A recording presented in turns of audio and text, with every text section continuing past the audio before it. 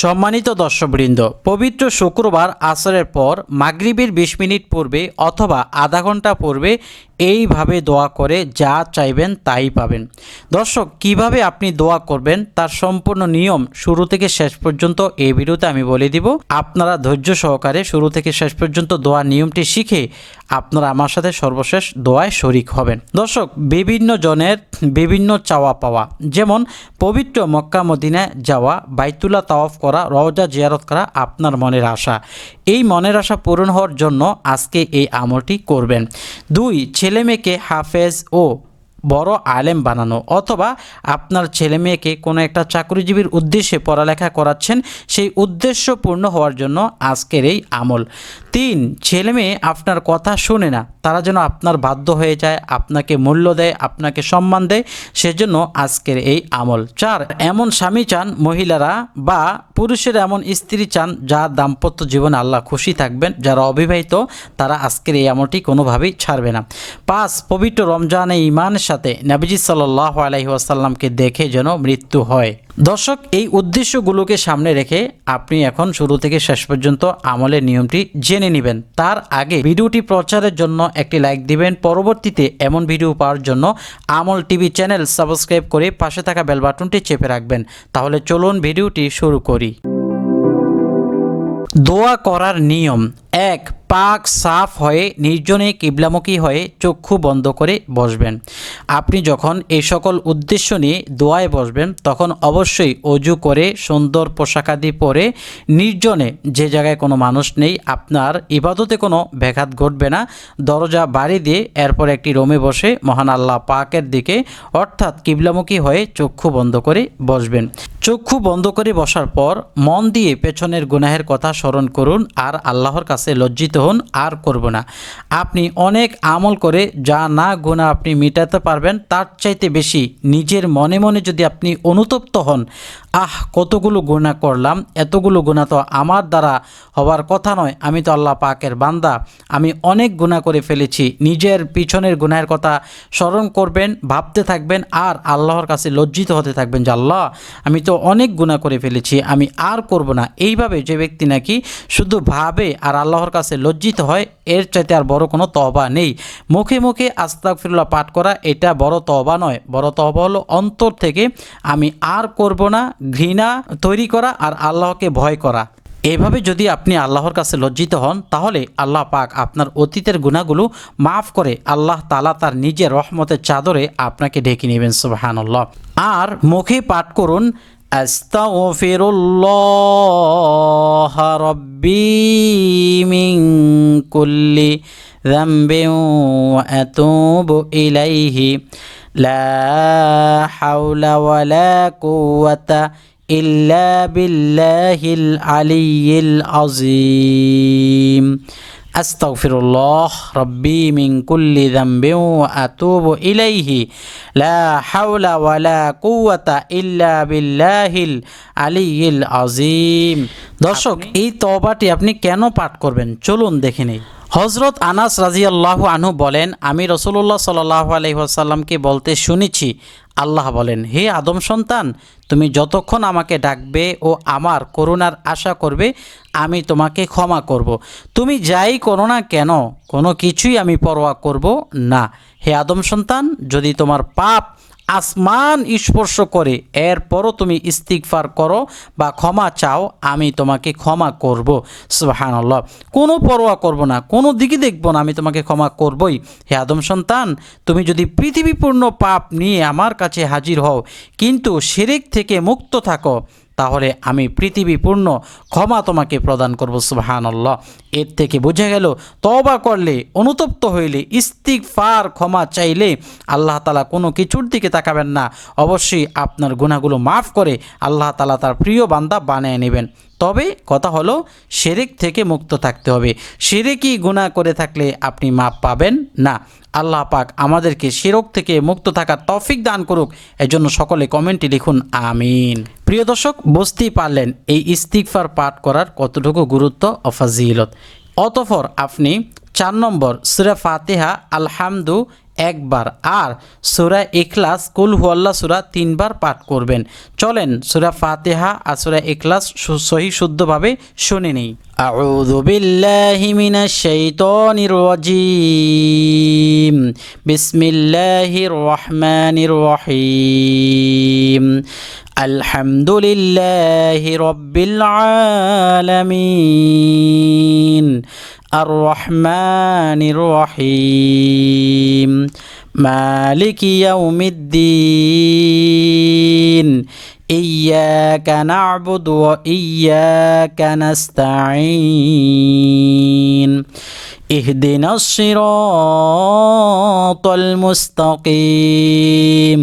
সিরাতাল্লাযীনা আন'আমতা আলাইহিম গায়রিল মাগদুবি আলাইহিম ওয়ালাদ-দাল্লিন। আমিন। একবার পাঠ করবেন। এখানে উচ্চারণটাও সাথে দেওয়া আছে, প্রয়োজনে উচ্চারণ দেখে দেখে আর আমার ভয়েসের সাথে মিল রেখেও পড়তে পারেন। অতঃপর সূরা ইখলাস 3 বার পড়বেন। আমি একবার পড়িয়ে শুনিয়ে দিচ্ছি। বিসমিল্লাহির রহমানির রহিম। কুল হুয়াল্লাহু আহাদ। আল্লাহুস সামাদ। লাম ইয়ালিদ ওয়া লাম ইউলাদ ওয়া লাম ইয়াকুল লাহু কুফুয়ান আহাদ। দর্শক, এভাবে সূরা ফাতিহা একবার, সূরা ইখলাস 3 বার পাঠ করা শেষ হলে দরুদে ইব্রাহিম 3 বার পাঠ করা। দরুদে ইব্রাহিম না পাঠ করতে পারলে অন্য যে কোনো দরুদ শরীফ 10 বার পড়া। চলুন দেখে নেই।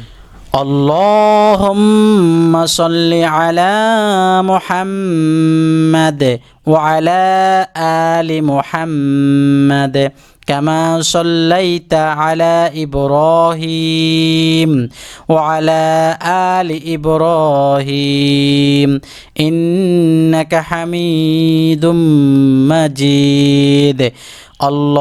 আল্লাহুম্মা বারিক আলা মুহাম্মাদ ওয়া আলা আলি মুহাম্মাদ কামা বারাকতা আলা ইব্রাহিম ওয়া আলা আলি ইব্রাহিম ইন্নাকা হামিদুম মাজিদ। প্রিয় দর্শক, কথা হলো, আপনি যে এই দরুদ শরীফ পাঠ করবেন এর লাভ কি, বা এই দোয়ায় আপনি কেন দরুদ শরীফের আমলটি রাখবেন, চলুন দেখে নেই। হযরত আনাস রাদিয়াল্লাহু আনহু বলেন যে রাসূলুল্লাহ সাল্লাল্লাহু আলাইহি ওয়াসাল্লাম ইরশাদ করেছেন, তোমরা জুমার দিন আমার প্রতি বেশি বেশি দরুদ পাঠ করো, কেননা এইমাত্র জিবরাইল আলাইহিস সালাতু ওয়াস সালাম আমার কাছে আল্লাহর পক্ষ থেকে বর্ণনা করেছেন যে আল্লাহ পাক ইরশাদ করেছেন, পৃথিবীর যে কোনো মুসলমান তোমার প্রতি একবার দরুদ পাঠ করবে আমি তাকে 10টি রহমত দান করব, আর ফেরেশতারা তার জন্য 10 বার রহমতের দোয়া করবে। সুবহানাল্লাহি ওয়া বিহামদিহি। এছাড়াও পবিত্র জুমার দিনে দরুদ পাঠ করার কথাও হাদিস শরীফ আসছে। হযরত সাফওয়ান ইবনে সুলাইম বলেন যে নবী করিম সাল্লাল্লাহু আলাইহি ওয়াসাল্লাম ইরশাদ করেছেন, তোমরা জুমার দিন ও জুমার রাত, বৃহস্পতিবার দিবাগত রাত হলে আমার প্রতি বেশি বেশি দরুদ পাঠ করো। সুবহানাল্লাহ।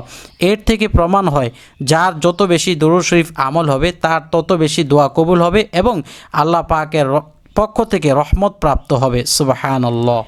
এছাড়াও দরুদ পাঠের ফলে 10টি রহমত লাভ হয়, 10টি মর্তবা বুলন্দ হয়, 10টি পূর্ণ আমলনামায় লিপিবদ্ধ হয়, 10টি গুনাহ মুছে যায়, দোয়া কবুল হয়, রাসূলুল্লাহ সাল্লাল্লাহু আলাইহি ওয়াসাল্লামের শাফাত ওয়াজিব হয়, তার সাক্ষাৎ লাভের সৌভাগ্য হয়। এভাবে প্রায় এখানে 18 থেকে 39টা ফজিলত শুধুমাত্র দরুদ শরীফের। সুবহানাল্লাহ। এই জন্য অবশ্যই কেউ দরুদ শরীফ পাঠ করা ছাড়বেন না। আর কেউ যদি দরুদে ইব্রাহিম পড়তে না পারেন তাহলে ছোট্ট একটি দরুদ আছে, সাল্লাল্লাহু আলাইহি ওয়াসাল্লাম। সাল্লাল্লাহু আলাইহি ওয়াসাল্লাম, এই ছোট্ট দরুদটি 10 বার পাঠ করে নিলেও হয়ে যাবে।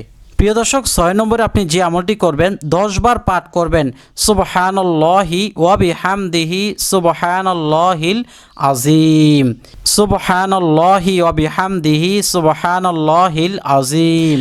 উপকারিতা। বুখারী শরীফে রয়েছে 2টি কালেমা এমন যা দয়াময় প্রভুর নিকট অতি প্রিয়, উচ্চারণে সহজ, পাল্লায় অনেক ভারী। কালেমা 2টি হলো এই। উচ্চারণে সহজ বলতে গেলে খুব কঠিন না, আর পাল্লায় ভারী। যখন কিয়ামতের দিন আপনার আমলনামা পাল্লায় দেওয়া হবে, তখন এই দুইটা বাক্য আপনার আমলনামার পাল্লাকে ভারী করে দিবে। সুবহানাল্লাহ। আয়াত দুটি হলো সুবহানাল্লাহি ওয়া বিহামদিহি সুবহানাল্লাহিল আযীম। এজন্য এই দোয়াটি আসর নামাজের পর মাগরিবের পূর্বে পাঠ করবেন, যেন আল্লাহ রাব্বুল আলামিন আপনার এই আমলগুলো পাল্লায় দিয়ে ভারী করে দেন। সুবহানাল্লাহ। প্রিয় দর্শক, সর্বশেষ আবার ইস্তিগফার 3 বার পাঠ করে আপনি মোনাজাত দিবেন। আপনি এখন যে ইস্তিগফারটি পাঠ করবেন এটি হলো পিতামাতা ও সকল মুসলিমদের জন্য ইস্তিগফার। মুমিন যেমন নিজের জন্য আল্লাহর ক্ষমা ভিক্ষা করবেন, তেমনি মুসলিম উম্মাহ সকল সদস্যের জন্য আল্লাহর কাছে ক্ষমা প্রার্থনা করবেন।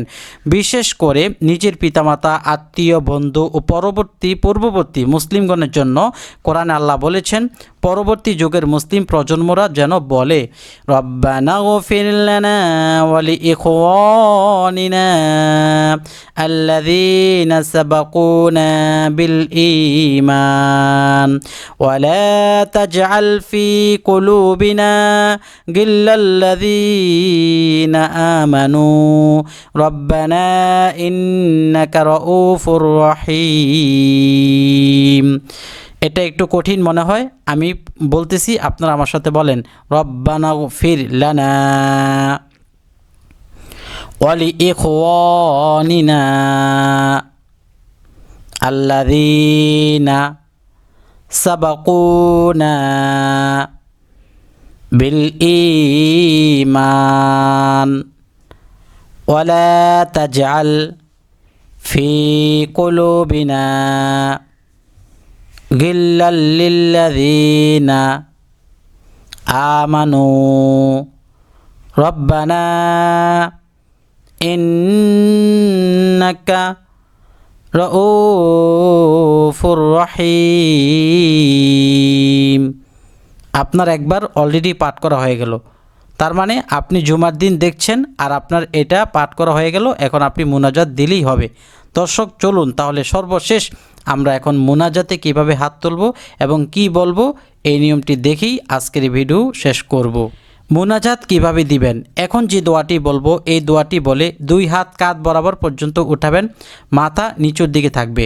আর যেই দোয়াটি বলে হাত উত্তোলন করবেন সেই দোয়াটি হলো আলহামদুলিল্লাহি রাব্বিল আলামিন ওয়াসসালাতু ওয়াসসালামু আলা সাইয়্যিদিল মুরসালিন ওয়া আলা আলিহি ওয়া আসহাবিহি আজমাইন।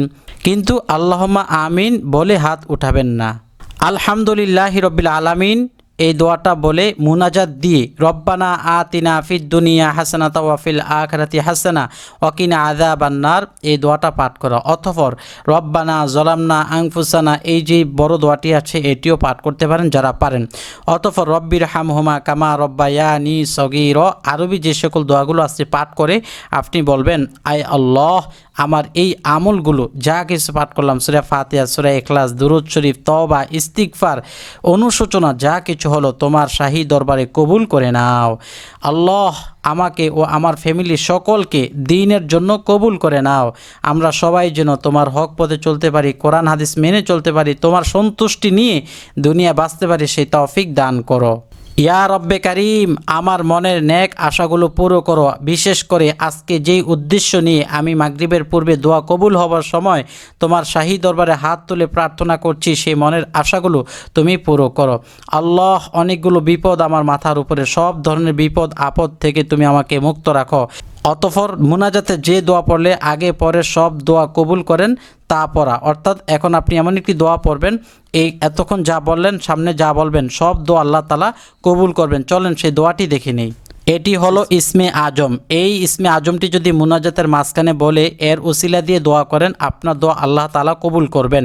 আল্লাহুম্মা ইন্নী আসআলুকা বিআন্নাকা আনতাল্লাহুল আহাদুস সামাদুল্লাযী লাম ইয়ালিদ ওয়া লাম ইউলাদ ওয়া লাম ইয়াকুল লাহু কুফুয়ান আহাদ। আপনারা আমার সাথে একবার বলেন, তাহলে আপনাদের ইসমে আজম পাঠ করা হয়ে যাবে। এরপর আপনারা এটার উসিলা দিয়ে বলবেন যে আল্লাহ, আমি হুজুরের সাথে যে ইসমে আজম পাঠ করছি ওই ইসমে আজমের উসিলায় আমার এই মনের আশাগুলো পূর্ণ করে দাও। এইভাবে মুনাজাতে বলবেন।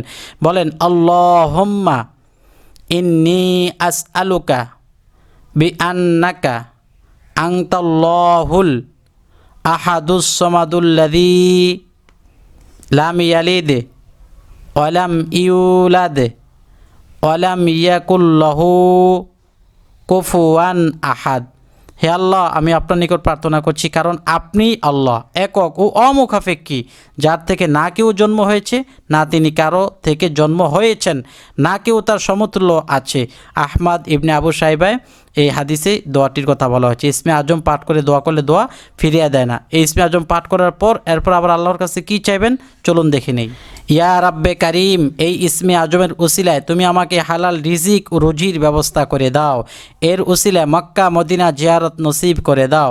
আল্লাহ, এই ইসমে আজমের উসিলায় আমার জান মাল ইমান ইজ্জতকে হেফাজত করো। এলেমে আমলে আদবে ইখলাসে রিজিকের মধ্যে বরকত দান করো। সুন্নত ও তাকওয়ার জীবন দান করো। সুন্নত মানে নবীজি সাল্লাল্লাহু আলাইহি ওয়াসাল্লামকে অনুসরণ করে তার সকল সুন্নত মেনে চলতে পারি এবং তাকওয়া তোমার ভয় নিয়ে আমাদের জীবনটা পরিচালনা করতে পারি এমন জীবন দান করো। 17 ইমানি ও শহীদি মৃত্যু রমজান মাসে কবুল করে নাও। রাব্বে কারিম, এই ইসমে আজমের উসিলায় তুমি আমার আগে পরে সমস্ত দোয়াগুলো কবুল ও মঞ্জুর করো। এরপর আরবি একটি দোয়া বাংলা উচ্চারণ লিখে দিয়েছি, দোয়াটি পাঠ করবেন, কোনোভাবেই মিস করবেন না। আল্লাহুম্মা ইন্নী আসআলুকাল হুদা, আয় আল্লাহ আমি তোমার নিকট চাই হেদায়াত, ওয়াত তাকওয়া আমি তোমার নিকট চাই তাকওয়া, ওয়াল আফাফা আমি তোমার নিকট চাই সুস্থতা, ওয়াল গিনা আমি তোমার নিকট চাই ধনাঢ্যতা। সুবহানাল্লাহ, একটা ছোট্ট একটা দোয়ায় কতগুলো চাওয়া পাওয়া। আল্লাহুম্মা ইন্নী আসআলুকাল হুদা ওয়াত তাকওয়া ওয়াল আফাফা ওয়াল গিনা। ইয়া রাব্বে কারিম, ইসমে আজমের উসিলায় আমার সবগুলো দোয়া কবুল মঞ্জুর করো। মৃত্যুর পূর্বে তোমার হাবিব রাসূলুল্লাহ সাল্লাল্লাহু আলাইহি সাল্লামকে স্বপ্নযোগে জিয়ারত আমাকে নসিব করো, যাতে আমার জান্নাত ওয়াজিব হয়ে যায়, জাহান্নাম হারাম হয়ে যায়। আমার কবরটা মসজিদ ও মাদ্রাসার পাশে তুমি কবুল ও মঞ্জুর করে নাও, যাতে আমি সকাল সন্ধ্যা মুয়াজ্জিনের আজান শুনতে পাই। দর্শক, এইভাবে আপনার আরও যত চাওয়া পাওয়া আছে আপনি বলবেন। বিশেষ করে আপনার যতগুলো বিপদ আপদ আছে সবগুলো বিপদ আপদের কথা উল্লেখ করে অতঃপর আপনি মুনাজাতটি শেষ করবেন এই দোয়া পাঠ করে, সুবহানা রব্বিকা রব্বিল ইজ্জাতি আম্মা ইয়াসিফুন ওয়া সালামুন আলাল মুরসালিন ওয়ালহামদুলিল্লাহি রব্বিল আলামিন, অথবা শুধু আলহামদুলিল্লাহি রব্বিল আলামিন বলে দুই হাত মুখে মুছে আপনার মুনাজাতটি শেষ করবেন। দর্শক, আপনাদের কাছে কেমন লাগলো বা পরবর্তীতে আপনারা কোন বিষয়ে ভিডিও চান কমেন্ট করে জানাবেন, আর ভালো লাগলে লাইক দিয়ে শেয়ার করবেন। পরবর্তীতে এমন ভিডিও পাওয়ার জন্য আমল টিভি চ্যানেল সাবস্ক্রাইব করে পাশে থাকা বেল বাটনটি চেপে রাখবেন।